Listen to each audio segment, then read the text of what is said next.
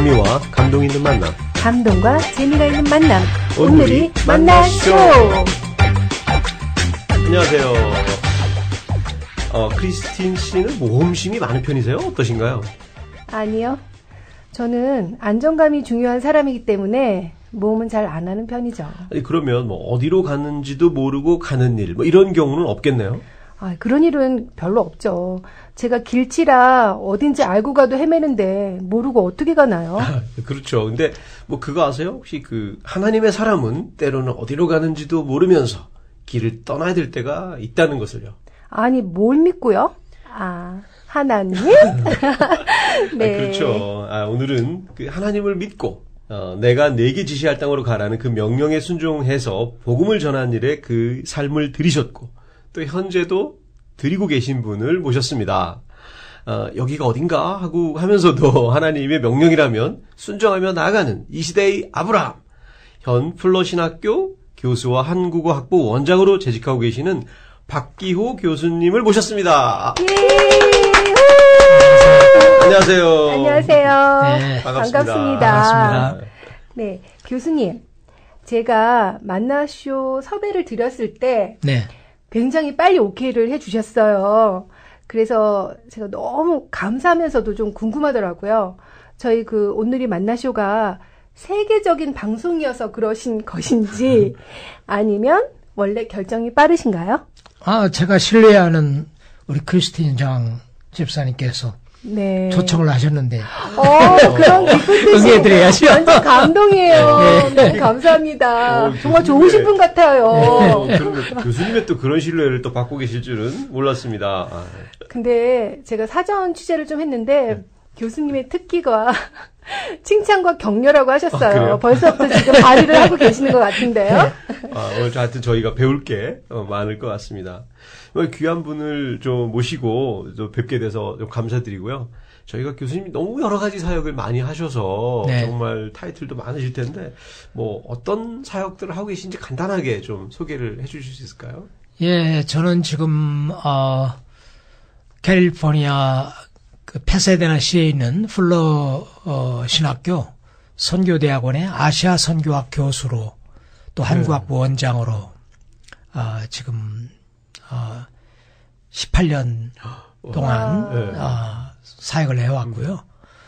그리고 아시아 선교연구소라는 단체를 세워서 아시아 교회가 역동적인 선교하는 교회가 되도록 돕는 일을 하고 있고, 그리고 동서선교연구개발원이라는 40여 년 된 비서구권 최초의 선교연구, 선교사 훈련을 거기 회장으로 있고요. 그리고 한국의 KWMA가 있듯이, 한국 선교단체 협의회가 있듯이 아시아 선교단체 협의회, 에이시아 미션스 어소시에이션이라는 단체 수석 회장으로 봉사하고 있습니다. 와, 너무나 많은 사역을 하고 계셔서 정말 바쁘신 분이신데 저희 만나쇼에 와주신 것이 정말 더 감동이네요. 감사드리고 여기서 잠시 박기호 교수님이 어떤 분이신지 간단하게 들어보는 시간을 갖겠습니다. 반짝반짝 프로필. 이름 박기호. 1948년 11월 19일 전북 정읍에서 분홍의 아들로 태어남. 그 시대에는 드물게 부모님께서 자녀 교육에 남다른 관심을 가지셨고 자녀들의 학업을 최선을 다해 물심양면으로 뒷받침해 주심. 또한 샤머니즘, 불교, 유교 등이 합체된 혼합 종교를 동원하여 자녀들을 위해 열심히 기도하시기도 함. 항상 이웃들과 풍족함을 같이 나누셨던 부모님은 믿음이 없는 와중에도 집에서 집회를 하도록 배려하심. 본능적으로 놀기 좋아하던 젊은 기호는 자취집 아주머니의 전도로 드디어 믿음 생활을 시작. 하나님을 만나고 새삼을 시작한 후 신학을 공부하기 위해 영어, 독일어, 헬라어, 라틴어, 네덜란드어까지 공부하는 열혈 신학도가 되기까지 함. 하나님의 사랑에 심취한 나머지 전도에 올인하다가 대학에서 낙제점까지 받게 됨. 그러나 이에 굴하지 않고 선교사로 헌신하기로 서원함. 정말 특이하게도 베트남 지인의 소개로 엄친딸 약대생과 결혼까지 함. 세계 곳곳을 누비며 선교사로 헌신하고 팠으나 뜬금없이 군목이란 자리에 가게 된 후 편안한 삶에 안주하고 싶은 유혹에 흔들렸으나 결국은 선교사의 꿈을 이루게 됨. 1981년부터 96년까지 대한예수교 장로회 총회 세계선교회에서 파송한 주 필리핀 주재 선교사로 사역을 감당함. 2003년에 아시아 선교학회를 설립하여 2009년까지 회장으로 봉사.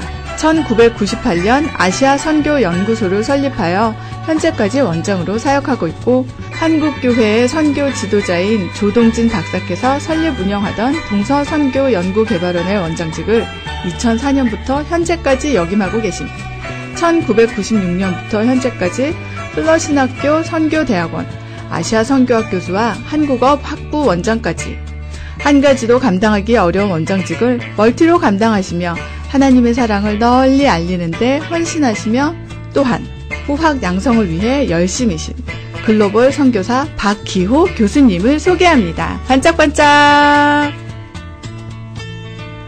네, 프로필을 듣고 보니까 정말 그 교수님 선교를 위해서 태어나신 분 같아요. 네, 독특한 것이 그 자취방 아주머니의 전도를 받고 예수님을 구주로 영접하셨다고 하셨어요. 네. 어떤 사연인지 정말 궁금한데요.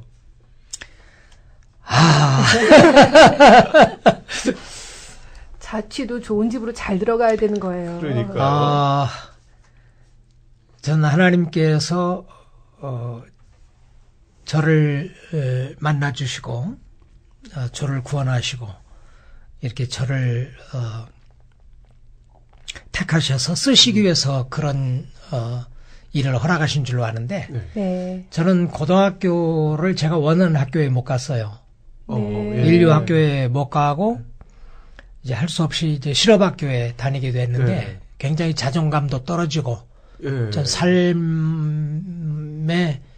많은 회의를 느끼고 참 어린 나이에 너무 디프레스가 예, 열등의식 가운데 지냈더랬습니다. 네. 그래서 자취하면서 고등학교를 다녔는데 고등학교 2학년 때 자취집 그 아주머니가 제게 하루는 이제 전도를 했어요. 네. 그 당시에 제가 상당히 절망 가운데 있었기 때문에 네. 그 내가 과연 어디서 와서 어디로 가느냐, 삶의 목적이 뭐냐, 삶의 의미가 뭐냐, 매우 그 깊이 회의를 하고 있을 때 그분이 제게 신앙 간증과 더불어서 전도를 했을 때 저는 간절히 그 말씀을 들었어요. 네. 그리고 그의 말씀을 들으면서 내가 어떻게 하면 이 예수님을 믿을 수 있지? 내가 어떻게 하면 하나님의 사랑을 경험할 수 있지? 내가 어떻게 하면 의미 있는 삶을 살 수 있지?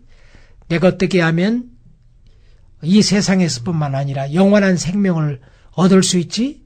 간절히 그 비결을 참 답을 기다리는데 네. 그 아주머니가 제게 이 예수님을 마음에 영접하도록 그리고 그 하나님께 기도하고 그 하나님께 조용서를 구하고 그 하나님께 이렇게 드려 살면 된다는 그걸 가르쳐줘서 저는 그것이 1965년 제 고등학교 2학년 8월 마지막 주일이었어요. 와, 왜 이렇게 구체적으로 예. 그래서 그때 그분의 말씀을 듣고 그날이 이제 일요일이었어요. 요즘 이제 그리스도인들 주일이라고 하는. 네. 그래서 저는 그날부터 교회에 다니기 시작했습니다. 네. 그래서 새벽기도, 수요 예배, 주일 예배, 그리고 열심히 교회 나가서 신앙생활 시작했죠. 어린 나이에 예. 그냥 아주머니가 도대체 물론 스스로도 자존감이 떨어지고 되게 힘든 시기였긴 했지만 그 말씀이 너무 그 강력한 뭐가 어떤 메시지가 그렇게 확 오시던가요? 첫째 그 아주머니의 네. 삶이 너무 아름다웠어요. 와, 제가 그리스도인이 아니었을 때 그분의 삶을 볼 때 네. 정말 하나님을 믿는 분은 저런 분이어야 된다. 그리고 저분은 정말 진짜 하나님을 믿는 사람이다. 그런 생각을 했어요. 왜냐하면 예. 제가 자취하면서 기차 통학하면서 이렇게 집에서 학교 왔다 갔다 할 때 당시에는 그 연탄불을 피웠어요. 네. 그렇죠. 근데 연탄불이 시간을 잘 맞춰서 갈지 않으면 꺼져버리고 그렇죠. 그걸 다시 불을 붙이려면 대단히 힘들고 예. 근데 아침에 학교 갈 때 이거 불이 너무 좋은데 갈 수는 없고 네. 근데 갔다 와서 꺼져 이게 있고. 갈면 꺼져 있고 네. 그러면 또 이제 연탄불 붙여가지고 밥을 참 지어 먹기도 매우 힘든데 네. 그분이 꼭 자기 가족도 아닌데 네. 꼭 그렇게 안 하셔도 되는데 네. 시간 맞춰서 그 고생하는 거 불을 이렇게 갈아주고 네. 따뜻하게 물을 끓여놔주고 그리고 항상 참 반찬을 이렇게 만들어서 이렇게 와서 먹을 수 있게끔 이렇게 막 해주고 얼마나 그분이 그렇게 그러니까 사랑을 많이 하숙집 주인이 아니고 자취집이라면 자취집 주인인데 사실 그렇게 돌볼 의무는 없는 의무가 거네요. 없어요. 그런데 얼마나 그 사랑을 하는지 네. 과연 이웃 사랑을 실천한 분이었어요. 네. 그래서 그분이 제가 마루에서 이렇게 교회에 어려움이 있었던지 눈물 흘리면서 밥상 앞에서 기도하는 모습도 봤고 네. 그 말씀하시는 말씀이 그렇게 사랑스러운 말씀, 자상하고 네. 사랑을 베풀고 그래서 그분의 삶에 굉장히 감화를 받고 있던 차였어요. 네. 그리고 제 편에서는 참 어려움이 삶의 있었고. 목적이라든지 의미라든지 내세에 대한 거라든지 저 자신의 이 뭐라고 합니까 갈등이라고 할까 이런 것 때문에 고민하고 있는데 그분이 저에게 참 그 하나님의 말씀을 전해줄 때 저는 정말 신뢰하는 마음으로 네. 간절한 마음으로 믿음으로 그걸 받아들였던 것 같아요. 정말 엉망진창으로 사는 사람이 교회 가자고 했다면 사춘기 시절이었으니까 아예 안 듣죠. 들은 척도 안 하셨을 그러면요. 텐데 정말 들어보니까 그리스도인들이 어떻게 삶을 살아야 되는지 한번 생각해 보게 되네요. 네. 예. 참 예수님이 그런 사랑하는 삶을 살면서 말씀을 전하고 가르쳤기 때문에 네. 성경에 보면 산상보훈이라고 마태복음 5장, 6장, 7장 그 깐디도 모필 좋아했던 그 산 위에서 예수님이 가르쳐 주신 보배로운 교훈 네. 그 말씀을 마칠 때 네. 이에 무리가 예수의 가르치심에 놀래니 이는 그의 가르치시는 것이 권세 있는 자와 같고 저희 서기관들과 같지 아니하멜라라 그랬거든요. 네. 당시에 많은 종교 지도자들이 있었어요. 네. 바리새인들, 사두개인들, 또 율법사들, 서기관들.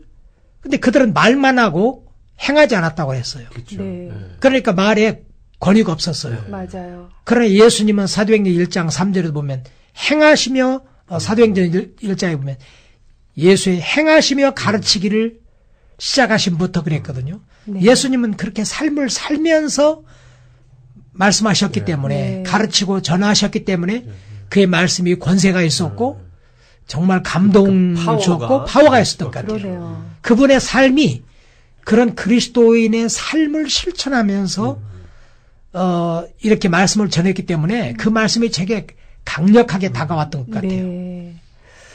네. 정말 어떻게 살아야 되는지 다시 한번 생각해 보게 되고요. 또 그래서 그 소년 박기호 예수님을 구주로 받아들이셨어요. 그러면 삶이 좀 변화했을 것 같은데 어떤 변화가 있었을까요?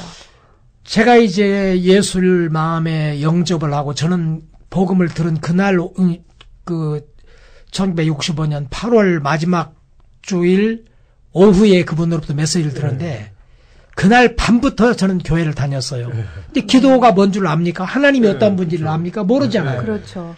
그래서 하나님께 나가서 기도하는데 그 택시에 보면 사무엘 이렇게 무릎 꿇고 흰 기도하는 세마포 옷을 입고 손을 이렇게 모으고 기도하는 모습이 있어서 네. 기도는 그렇게 하나 보다 하고 네. 교회 가서는 무릎 꿇고 두 손을 모으고 그 사무엘처럼 기도를 했죠.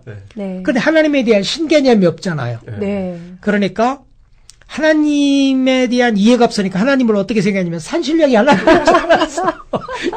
영화에 보면 흰 도포를 입고 수염이 있고 네. 머리가 긴 분이 인자하게 지팡이를 들고 와서 이렇게 그 나타나는 그 모습이 그게 하나님인 줄 알고 네. 그 하나님을 그분을 생각하면서 하나님께 기도했죠. 그러나 그분이 저에게 복음을 전해준 그분이 가르쳐준 대로 마지막으로는 제 소원을 말씀드리고 물론 제 죄를 용서해 주십시오. 제게 영원한 생명을 주십시오.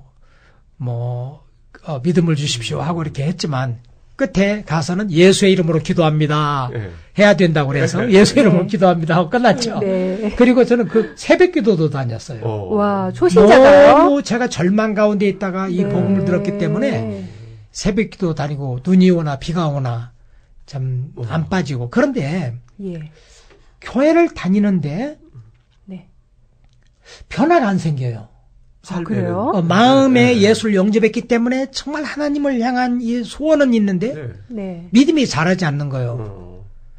왜 그러는가 했더니 그때 시골 교회 다녔는데 네. 그 성경을 안 가르쳐 줬어요. 아. 설교도 맨날 설교에 예와 이야기가 많이 섞인 얘기를 하고 네. 그랬지.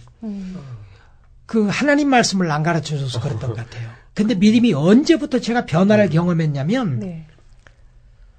성경을 읽기 시작했을 때부터 와, 성경. 성경이 하나님의 말씀으로서 참 하나님의 감동으로 기록된 것으로 우리가 어떻게 살아야 할지 교훈과 책망과 바르게 함과 의로 교육하기에 유익하니 이는 하나님의 사람으로 온전케 하고 모든 선한 일을 행하기에 온전케 하려 함이라 그랬거든요. 네. 이 하나님의 말씀은 우리가 어떻게 살아야 할 건가 이 길을 제시하고 그대로 안 살면 알면서도 그대로 하나님이 가르쳐 주시는데도 그대로 안 살면 책망해 주시고 네. 또 회개하고 뉘우치면 바로 교정해 주시고 네. 그 다음에 하나님 말씀으로 계속 연단하고 훈련시켜 주셔서 하나님의 사람인 우리를 온전하게 해주고 네. 우리가 온전을 향하여 나아갈 뿐만 아니고 모든 선한 일을 행하기에 온전케 하려 함이라 그랬거든요. 네. 근데 그렇게 교회를 다니고 참 새벽기도도 다니고 모든 집회 빠지지 않고 다니고 주일학교에서 가르치고 성가대에서 봉사하고 했는데 네. 믿음이 자라지 않았어요. 네. 항상 구원의 확신이 없어서 예. 하나님 나 구원해달라고 계속 기도하시고. 그리고 뭐 당시에는 항상 재림에 대한 설교를 많이 들었어요. 예. 그리고 뭐 휴거 공중으로 이제 들림받는 네. 거라든지 그래서 다른 사람은 다 하늘로 들림받는데 나만 남아있을 꿈에 것 그리 같고. 남아있는 것 같고 그래가지고 늘 하나님께 구원해달라는 기도를 했는데 네. 주일학교 교사를 하면서 성가대원을 하면서 새벽기도도 열심히 하면서 그렇게 열심히 교회에 나오니까 공중기도를 많이 시키더라고요. 네. 교회 목사님이 네. 믿음이 네. 좋은 줄 알고 대표기도. 고등학생 때도. 시골 이제 교회니까 그렇겠지만 그러니까 맨날 기도가 네. 구원해달라고 기도하고 조용세해달라는 기도를 하거든. 네. 근데 장로님이 당시에는 집사님이었어요. 지금도 살아계시는데 예. 그 전라북도 부안군 이 그 대술이라고 거기 교회 주일학교 부장 집사님이었는데 네. 부장 집사님 보니까 박 선생이 그렇게 열심히 주일학교에서 봉사하고 성가대에서 봉사하고 또 기도도 잘하고. 그리고 새벽기도도 나오고 모든 집회 안 빠지는데 네. 맨날 기도만 시키면 구원해달라고 조용세달라는 기도를 하거든. 네. 그럼 한번 주일날 예배를 드리고 자기 집으로 한번 와달라 하거든요. 네. 점심 잘 먹이고는 박 선생 어느 집에 태어나면 그 집 자녀인데 이미 네. 그렇죠. 네. 뭘 또. 자녀- 그 아들이 그 아이가 와가지고 자꾸 아버지한테 매일 아버지 아들 되게 해달라고 이 집 아들 되게 해달라고 네. 그러면 그 어떻게 생각하겠느냐 이상한 거 아니냐 예수를 주하구주로 영접을 했으면 이미 하나님의 자녀인데 이미 영생을 얻었는데 이미 조용서를 받았는데 네. 자꾸 조용서 해달라고 자꾸 구원해달라고 하면 얼마나 답답하겠냐 네. 그래서 이게 나를 두고 하는 얘기 같더라고요. 네. 근데 요한복음 5장 24절 말씀을 펴서 읽어보라고 하더라고요. 예. 그 요한복음 5장 24절 펴서 읽어보니까 네. 거기에 이렇게 기록이 되어 있어요. 내가 진실로 진실로 너희에게 이르노니 내 말을 듣고 네. 또 나 보내신 이를 믿는 자는 영생을 얻었고 네. 심판에 이르지 아니하나니 사망에서 생명으로 옮겼느니라 그랬더라고요. 네. 거기 보니까 내가 진실로 진실로 너희에게 이르노니 지금 예수님이 하시는 말씀이에요. 네. 내 말을 듣고 곧 예수님의 말씀을 듣고 네. 나를 보내신 이 그 성부 하나님을 믿는 사람은 거기 뭐라고 하면 영생을 얻었고 과거요. 앞으로 죽을 때까지 믿으면 앞으로 얻을 것이고가 아니고 네. 이미 영생을 얻었고 예. 예수님의 말씀을 듣고 하나님을 믿는 사람은 영생을 이미 얻었고 나는 그렇게 심판받는 것이 두려웠거든요. 네. 그래서 조용수해달라는 기도를 했는데 심판에 이르지 아니하리니 네. 예수님이 우리 대신 심판 다 받으셨는데 십자가에서 죽임당하시고 네. 심판에 이르지 아니하리니 장래에는 그리고 과거에는 예수 믿을 때 이미 사망에서 생명으로 옮겼느니라 그랬더라고요. 네. 아니 내가 영생을 받았어? 내가 심판을 안 받아? 내가 사망에서 생명으로 옮겨졌어? 너무 기뻤어요. 네. 성경에 그런 말씀이 기록되어 있는 걸 몰랐어요. 모르셨어요. 죽을 때까지 신앙생활 열심히 잘하면 천국 가는 줄 알았는데. 그래서 저는 그때부터 집에 돌아와가지고 성경 읽기 시작했어요. 네. 하루에 40장씩, 예. 40일의 성경을 한 번씩 뗐어요. 그러면서 그렇게 이제 말씀을 정말 막 눈이 꿀보다 확 더 뜨이는 단 그분요. 느낌이었겠네요. 그 말씀이 모든 삶의 의미고 목적이고 거기에 성경 말씀이 다 가르쳐주고 있더라고요. 예. 그래서 그때부터 말씀이 나를 변화시켜주는 걸 봤어요. 네. 교회 가서 예배하고 신앙생활하고 새벽기도하고 이렇게 한다고 해서 물론 믿음이 도움이 되겠지만 결정적으로 믿음이 자라고 구원의 확신, 죄용서 받는 확신, 기도응답의 확신, 승리의 확신, 인도의 확신, 뭐 이 모든 확신들 그리고 정말 삶을 변화시키는 놀라운 일은 하나님이 말씀이 하더라고요. 네. 네. 그래서 내 변화는 성경 공부를 말씀하네. 하면서부터 그러시구나. 성경을 읽으면서부터 변화가 일어나기 시작했어요. 네. 아니 너무 중요한 말씀을 주셨어요. 교수님이 이렇게 그 변화된 삶에 대해서 아주 옛날 얘기도 하면서 얘기를 해주시는 동안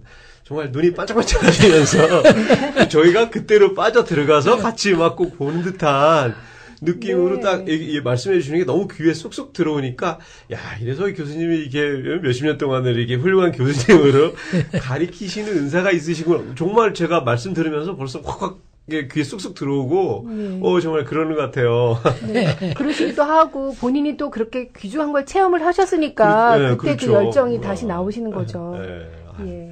근데 교수님이 이제 대학 다니실 때, 고등학교 때 이렇게 신앙을 갖고 하셨지만, 그 대학 다니실 때 그 전도를 너무 열심히 하시느라고 학교에서 낙제를 하신 적도 있다고 들었는데. 예, 전도하고 네. 기도하고 집회 참석하고 저는 그래서 고등학교를 졸업하고도 대학 시험을 안 봤어요.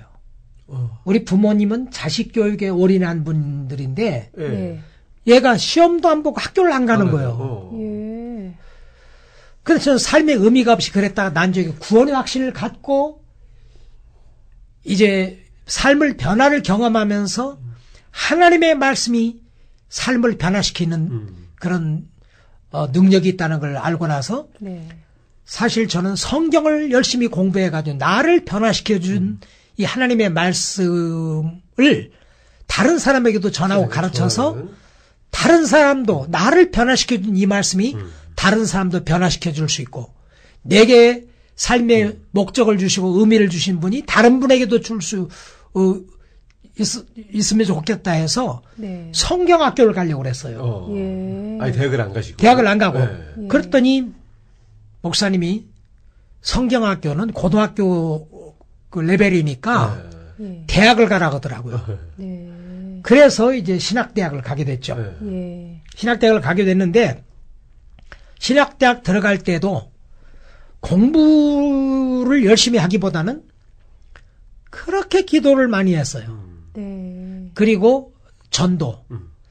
그저 만나는 사람마다 전도하고 뭐 우리 가족을 포함해가지고 버스 타면 전도하고 기차 타면 전도하고 뭐 주일 예배 마치고도 공원에 나가 또 전도하고 제가 다니고 있던 학교 근처에 사당동, 흑석동, 봉천동 다 쓸고 다니면서 전도하고. 틈만 나시면. 그렇게 틈만 나면 열심히 전도하고, 그리고 기도도.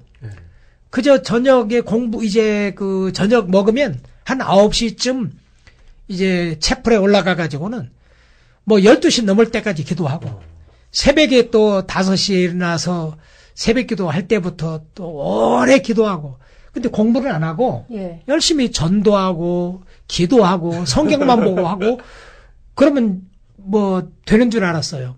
근데 첫 대학 1학년 때 3과목 낙제를 당했잖아요. 와, 사실은 신학대학교 입장에서는 그 시험 좀 못 봤다고 낙제를 줄 게 아니라 실습 점수로 저 성적을 더 줄 수 있는 거 아닐까요? 영성도 있고 실력도 있어야 하거든요. 3과목 낙제를 당하니까 하늘이 노랗더라고요. 네. 하나님이 그렇다고 해가지고 다 답을 가르쳐 주지도 않고. 안 가르쳐 주시던가요? 예. 그래서 제가 고민이었어요. 그때 선생님이 무식하면 엉뚱한 소리 하는 이런 아주 불신실한, 불성실한, 무능한 일꾼이 목회자가 될 수밖에 없으니까 아예 보찜 다 싸들고 집에 가라 그러더라고요. 네. 얼마나 낙심이 되는지 모르겠어요. 극약 처방을 하셨네요. 예. 그래가지고 제가 하나님께 울며 불며 기도했어요. 하나님, 정말 나를 쓰시려거든. 내가 이 공부를 성공적으로 잘 감당을 해야 할 텐데 이렇게 낙제를 당했으면 어떻게 합니까? 근데 알게 된 것은 하나님은 우리가 하나님께 기도하고 하나님 말씀을 읽고 순종한 삶을 사는 것도 해야지만 이 세상에서 예수는 그 지혜와 키가 자라가며 하나님과 사람 앞에 사랑스러워 가시더라. 누가복음 2장 52절에 그렇게 기록이 됐거든요. 예수님은 지적으로도 신체적으로도 영적으로도 사회적으로도 균형 있게 성장했거든요. 그래 예수를 믿어도 신앙생활을 해도 신앙생활이 단지 기도하고 성경 보고 뭐 전도하고 그런 일뿐만 아니고 삶의 현장에서 그렇죠. 내가 하는 일을 학생으로서는 아주 신실한 착한 학생이 되고 직장에서는 또 열심히 일하고 직장에서 인정받는 사람이 되고 그러니까 이렇게 영적인 면 지적인 면 신체적인 면 사회적인 면 모든 면에 있어서 균형 잡힌 성장을 해야 한다는 것을 깨닫게 되고 그때부터는 열심히 공부를 했죠. 근데 처음 대학 1학년 때는 영어 독본 한과 공부하려면 모르는 단어가 100여 개예요. 그런데 밤새 찾으면 30몇 개 찾는데 영어에 get이라는 단어만 하더라도 얻다, 하게하다, 도착하다 18가지가 되더라고. 그러니까 너무 캄캄한 거예요. 싫어봤겠다. 너무 놀아가지고. 그런데 하나님은 우리가 학생으로서는 열심히 공부를 해야 한다는 또 하는 것을 원한다는 걸 제가 원하신다는 걸 깨닫고 그때부터 열심히 공부했어요. 그러면서 대학 3학년 2학기 때부터 자신감이 붙고 이제 점점 이렇게 그래서 맨날 제가 공부는 한 4, 50명 되면 한 3, 40등 항상 4, 50등 했는데 우리 어머니가 제가 국민학교 3학년 때 3등 한번 해봤고 고등학교 3학년 때 제가 컨닝 해가지고 10등, 10명, 10등까지 장학금 준다고 해서 컨닝 해가지고 장학금 받아본 한 번도 1등을 못 했거든. 근데 그때 하나님 앞에서는 하나님은 역시 공부도 열심히 해야 한다는 걸 깨닫게 하신 후에 공부를 열심히 하게 해서 대학원 때부터는 제가 1등을 했어요. 대학원 들어갈 때부터 졸업할 때까지 1등을 했고 플러신학교 선교대학원에서 박사학위 들어갈 때 과정 들어갈 때 영어가 그렇게 짧은 일세였지만 백인 학생들과 여러 사람이 경쟁해 들어가는데 제가 1등으로 들어갔어요. 와, 그때 시험 봐도 들어갔거든. 와, 그러고 보면 교수님은 일단 깨달으시면 바로 실천하시는 분이시네요. 예, 제가 좀 하나님이 그런 은혜를 주셨죠. 멋진 부족하지만 분이시네요. 깨달으면 순종하고. 네. 그런데 그 신학대학교 졸업하시면 목회를 생각하실 수도 있었을 텐데 선교사로 헌신을 하셨어요. 네. 어떤 계기가 있으셨나요? 저는 지금 하나님이 저를 선교사로 부르셨다는 걸 믿고요. 지금 선교사의 삶을 살고 있는 것이 매우 보람있고 감사하고 자랑스럽고요. 네. 그리고 앞으로도 이 길을 갈 것 같아요. 네. 그런데 하나님께서 제가 목사지만 한 번도 한인교회 담임 목사를 해본 일이 없어요. 네. 근데 군목으로 군인교회 목회는 해봤고 필리핀에 선교사로 한 15년 사역을 했는데 필리핀 원주민 교회를 개척해서 이제 목회를 한 일을 해봤지만 한인교회는 한 번도 담임 목사를 해본 일이 없어요. 근데 안 하려고 그런 거 아닌데 네. 근데 하나님이 저를 선교사로 부르셔서 지금 한 34년째 그 선교사로 살게 하고 계시는데 어떻게 선교사로 부름받았느냐. 예. 제가 선교사로 가려고 생각했던 건 아니지만 예. 에베소서 3장 8절 9절을 읽는 가운데 성경을 여러 번 읽었다고 했잖아요. 그 말씀을 대할 때 그 말씀이 하나님이 특별히 저희 그 말씀을 통해서 말씀해 줌을 느꼈어요. 네. 모든 성도 중에 지극히 작은 자보다 더 작은 나에게 이 은혜를 주신 것은 측량할 수 없는 그리스도의 풍성을 이방인에게 전하게 하시고 영원 전부터 만물 안에 감추인 하나님의 비밀의 경륜이 어떠한 것인가를 드러내게 하려 함이라 그랬어요. 정말 나처럼 보잘것없고 그야말로 모든 사람 중에 가장 작은 자보다 더 작은 나에게 이 은혜를 주신 것은 바울의 지금 고백이 측량할 수 없는 그리스도의 풍성을 이방인에게 전하게 하시고 그래서 그 말씀을 통해서 나는 한국인들에게만 복음을 전할 것이 아니라 네. 다른 민족들에게도 복음을 전하는 일을 해야겠구나 이런 사명을 느끼게 하셨고 그 다음에 사도행전 26장 16절에서 18절 보니까 그 다메섹 도상에서 하나님이 바울을 예수께서 바울에게 나타나셔서 네.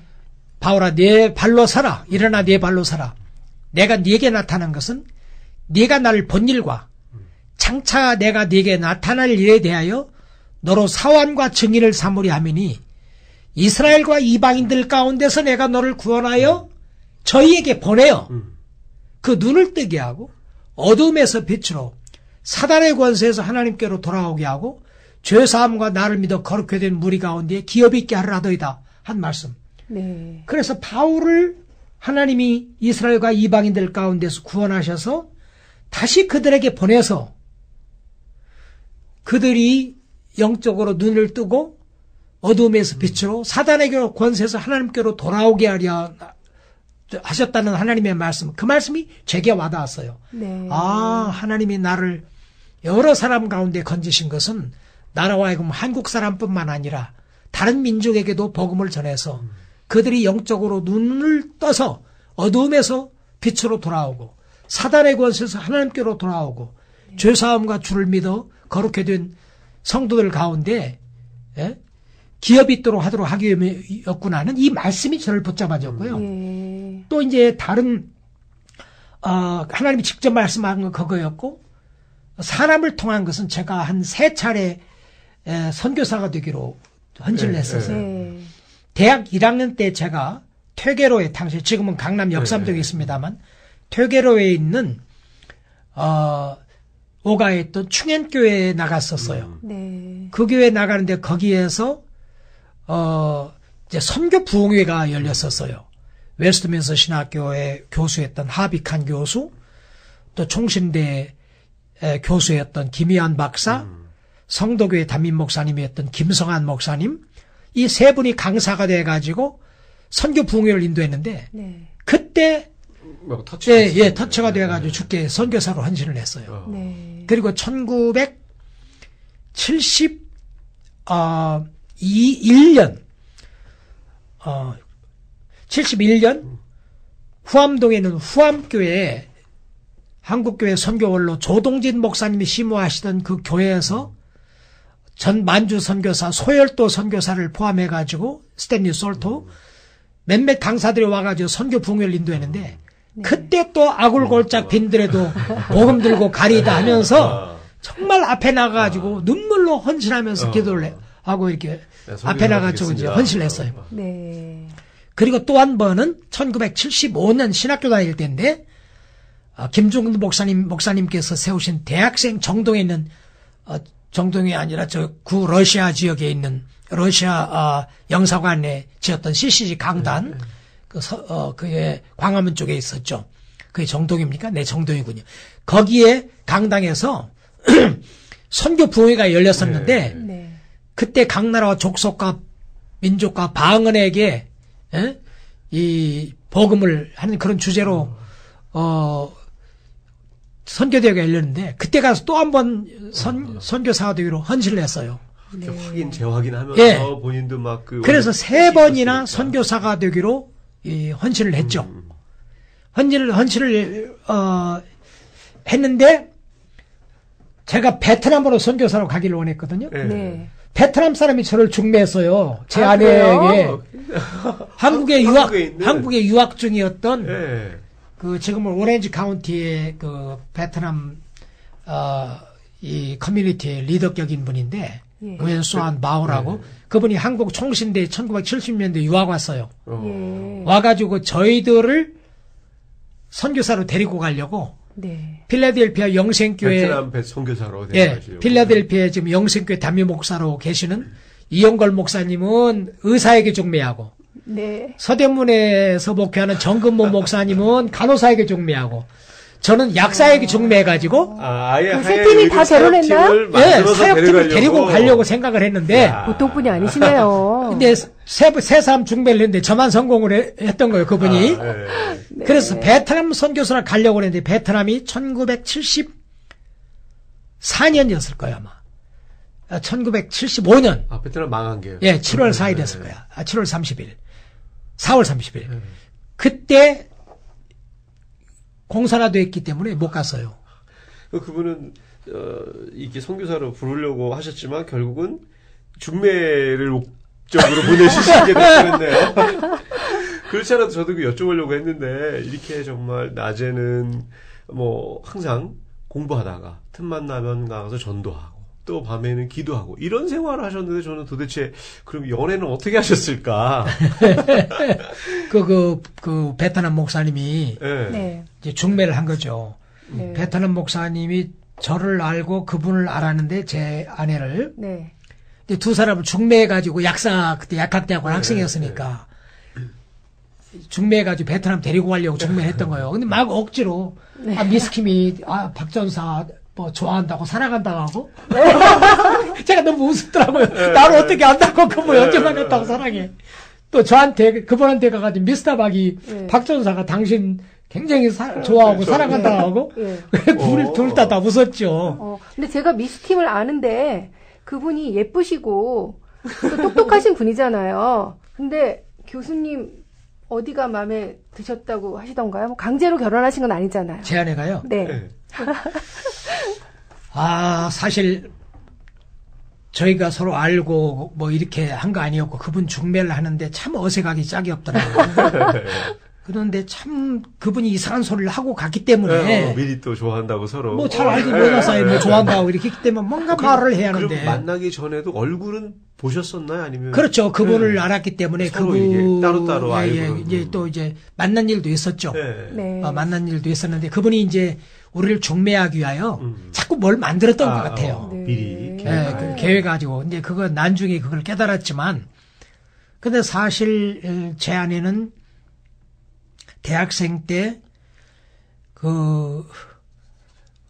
구원의 확신을 가지고 참 믿음을 갖고 난 후에 한 가지 결혼을 위한 기도를 했는데 조건이 하나였대요. 너희는 먼저 그의 나라와 그의 의를 구하라.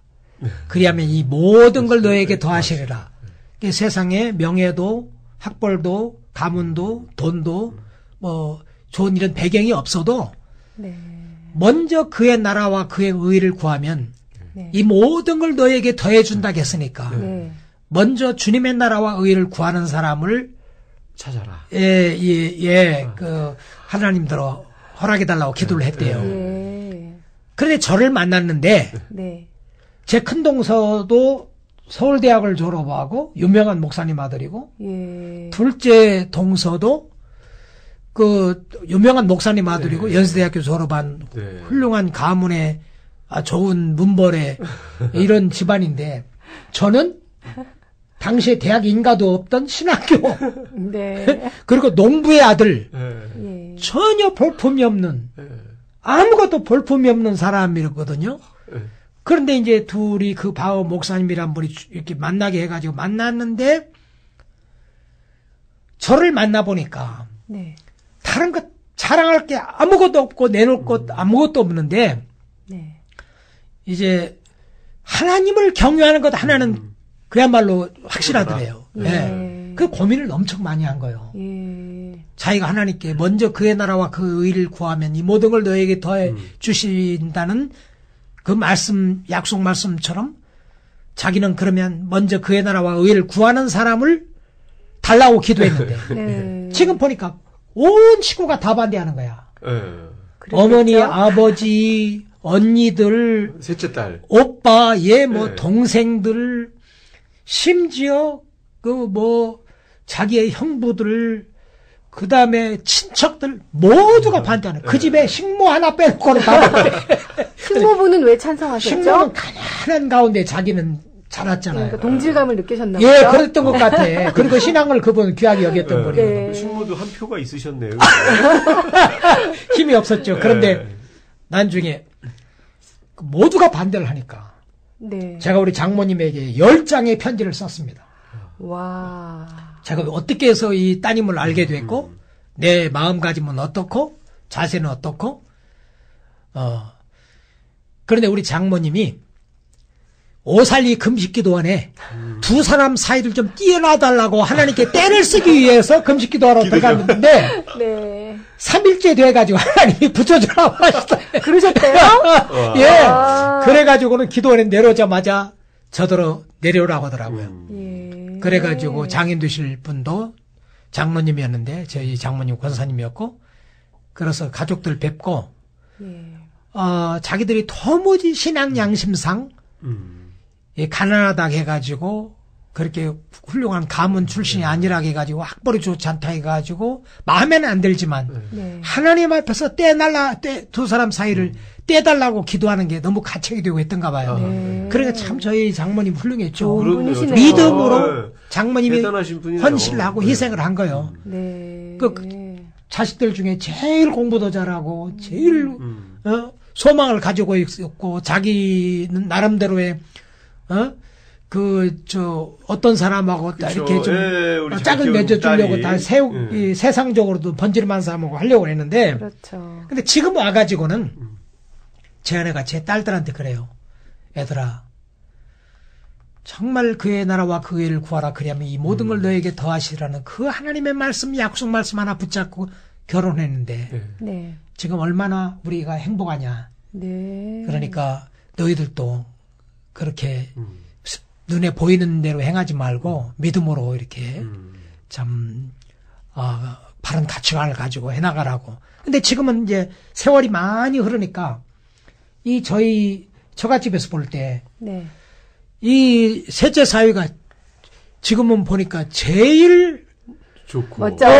제일 많이 그 사람들에게도 네, 알려지고 그렇죠. 제일 네. 뭐 영향 있게 일하고 훌륭하시잖아요. 있고 또 딸이 제일 행복하고 네. 맞아요. 그래서 지금은 그죠. 그때 하나님께 기도하러 안 갔더라면 그러게 기도를 안 그때 가셨어요. 안 줬더라면 어떻게 할 뻔했는가. 기도응답 받으신 거네요. 그러네요. 진짜 그러시네요. 자, 그런데 아까 그 선교사로 헌신하신 얘기 해주셨잖아요. 네. 그런데 갑자기 육군 군목으로 가셨어요. 선교지가 아니라 네. 어찌된 일인가요? 저희 당시에 군목 제도가 있었는데 네. 군목은 학교 다닐 때 신학생으로 있을 때 처음 입학할 때 시험을 치르게 됐어요. 네. 예. 그때 시험에 합격을 하면 공부를 다 마친 후에 군목으로 가서 3년간 의무 봉사를 하고 네. 그러고 나오게끔 됐어요. 예. 그러나 제가 1975년 제 아내하고 결혼을 했는데 예. 베트남 그 전에 함락됐군요. 74년에. 네. 75년에 결혼을 했는데 베트남이 문이 닫히니까 닫히니까. 공산화가 네. 됐으니까 못 가잖아요. 네. 그러네요. 근데 제가 성경을 많이 외웠잖아요. 예. 뭐 사람이 마음으로 자기 길을 계획할지라도 걸음을 인도하시는 이는 여호와시라. 하나님이 아마 내가 선교사로 가려고 계획을 했는데 이렇게 막고 아마 이렇게 길을 막으시는 거 보니까 아마 그게 아닌가 보다. 여기가 아닌가벼. 그래서 아닌가 하고 군목으로 이제 제가 학교를 졸업을 했으니까 네. 군목으로 들어갔죠. 지원을. 군목으로 들어가니까 첫 해 사령관상 받고 와. 두 번째 사령관상 받고 유관장교로서 서울에 있는 집에서 한 20분 거리 부대에 출퇴근하고 이 군대 생활을 하는데 또 얼마나 당시에 군인들이 마음이 이렇게 군대 생활이 어려우니까 그렇죠. 가난하고 네. 그렇게 마음이 그 참 옥토거든요. 네. 참 그때 군목으로 그들을 찾아다니면서 인격적으로 존중해주고 사랑해주고 기도해주고 위로해주고 상담해주고 하니까 네. 얼마나 많은 열매들이 생기는지 예. 그래서 하나님이 나를 선교사로 부르신 게 아니라 거기서 선교하라고 보내신 거예요. 군인들에게 이 군인들에게 복음을 전하라고 하셨구나 해가지고 열심히 했어요. 네. 그런데 너무 재미있으니까 선교사는 어디로 가야 할지 모르겠고 예. 그래서 제가 이제 장기 복무를 하려고 근데 너무 군대 생활이 재미있어서 네. 적성이 딱 맞으셨어요. 적성이만 뭐 지금도 이렇게 군인들 보면 얼마나 막 그냥 에너지가 솟아오르는지 몰라요. 네. 저도 그래서 지금 모자 쓰고 다니는 걸 매우 좋아합니다. 어울리실 것 같아요. 네. 그런데 제가 장기 복무 원서를 내면 20년은 커미트먼트를 해야 하거든요. 네. 그 장기 복무 원서를 내려고 하는데 그때 이제 북한에서 간첩이 몇이 내려왔어요. 저희 부대 쪽으로. 네. 간첩 작전하는 장병들 따라다니다가 네. 이제 추운 겨울에 간첩 작전하는 장병들 따라다니다가 이제 감기 몸살이 겹쳤는데 그 위경에 있는 어려운 가운데 있는 장병들 생각할 수밖에 없어서 집에 쉬지 못하고 그냥 무리하게 다니다가 급성 사구체 신장염이라고 급성 신장염을 앓게 됐어요. 그래서 수도 통합병원에서 3개월 동안 입원해 있는데 예. 옆에서 비슷한 병으로 죽어가는 장병들을 보면서 하나님이 왜 나를 이곳으로 인도하셨는가? 아마 병원으로. 여기에 병원에서 이게 곧 죽어가는 이 사람들에게 복음을 전하도록 하기 위함이 아닌가 하고 열심히 복음을 전했어요. 네. 근데 3개월이 있는데도 병원에 누워 있는데도 치료를 받는데도 하나도 안 좋아지는 거예요. 그 병이 좀 그 당시에는 많이 어려운 병이었나 봐요. 이제 이 몸에서 음식이 들어가면 나쁜 것은 이제 이렇게 소변으로 걸러져 나가고 좋은 건 이제 피로 이렇게 영양이 들어가야 하는데 네. 이게 망가지니까 예. 걸러내는 게 이제 소변에는 피가 그냥 커피같이 섞여 나오고 몸에는 이제 독소가 들어가고 아이고. 그러니까 정말 힘드셨겠어요. 힘들었죠. 몸은 붓고 예. 예, 신장은 망가지고 그래가지고 하나님 앞에 회의가 생겼어요. 하나님 도대체 내가 그렇게 열심히 부대에 그야말로 몸 부서지게 뛰어다니면서 일을 하고 그렇게 헌신적으로 일했는데 내가 왜 이렇게 아파가지고 들어와 있어야 합니까? 장병들에게 복음 전하고 날 간호하러 온 간호사들 진찰하러 온 군의관들에게 복음 전하고 같은 장병들에게 복음을 전하고 그것만이 아닌 것 같은데 하나님 왜 이렇게 치료를 안 해주시고 병원에 오래 머물게 하십니까? 근데 어떤 분이 형통한 때는 기뻐하고 곤고한 때는 생각하라는 그 성경 말씀 들려주셨고 또 어떤 분이 이제 그래서 이제 제가 이 곤고한 때잖아요. 내가 왜 이러고 있어야 하는가? 근데 어떤 분이 고통 가운데는 시편 읽으라는 말씀이 그 말씀을 해준 게 생각이 나서 시편 1절부터 읽어나가는데 118편 6절에 보니까 내가 고통 가운데 여호와께 부르짖었더니 내게 응답하셨고 나를 광활한 곳에 세우셨도다. 네. 그런 말씀이 있더라고요. 예. 거기에서 딱 스탁이 된 거예요.